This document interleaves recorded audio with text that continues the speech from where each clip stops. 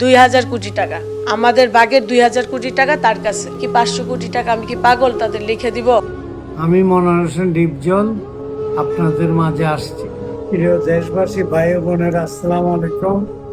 যে যেখানে আছেন সবাই ভালো থাকেন, সুখে থাকেন, দোয়া করি। বাংলা ছায়াছবির সবথেকে জনপ্রিয় মুখ মনোয়ার হোসেন ডিপজল বিশ্বাসঘাতকতা করেছেন নিজেরই বোনের সঙ্গে। এমনটাই সাম্প্রতিক সময়ে কিছু ভিডিও ভাইরাল হয়ে যায়। নেটিজেনদের মন্তব্য ছিল, বাস্তবেও ভিলেন জনপ্রিয় মুখ ডিপজল। ডিপজল এতটাই বিশ্বাসঘাতক যা প্রমাণ তার নিজের একমাত্র বোন দিয়েছেন। বোনই সবকিছু প্রমাণ করেছেন। ডিপজলের বিরুদ্ধে রুখে দাঁড়াতে সকল প্রমাণ মিডিয়ার সামনে উন্মোচন করেছেন। এতেই জানতে পারেন মনোয়ার হোসেন ডিপজল চক্ষু আড়ালে কতটা ভয়ঙ্কর। ক্যামেরা বন্দি করে মানুষকে দান সৎকার করতেন জনপ্রিয় ভিলেন ডিপজল, তবে চক্ষু আড়ালে এতটা ভয়ঙ্কর কেউই ভাবতে পারেননি। অনেকেই মন্তব্য করেছেন মনোয়ার হোসেন ডিপজল 2000 কোটি টাকা আত্মসাৎ করেছেন, বোনদের একানাও ভাগ দেননি। এমনকি 4-4টে বোন বর্তমান সময়ে ডিপজলের বিরুদ্ধে।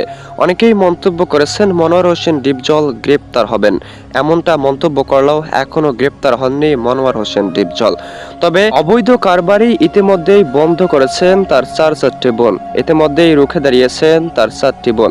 ডিপজলের বিরুদ্ধে সকল প্রকার প্রচেষ্টা চালাচ্ছেন তার নিজেরই বোন।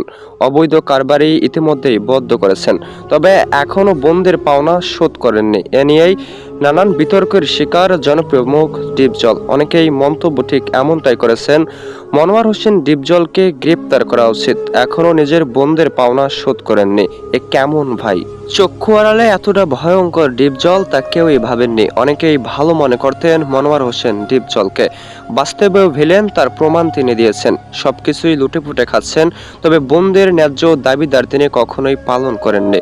বোনদের ন্যায্য দাবি তিনি কখনোই দেননি। এ নিয়ে নানান বিতর্ক, এমনকি অপমানের শিকার মনোয়ার হোসেন ডিপজল।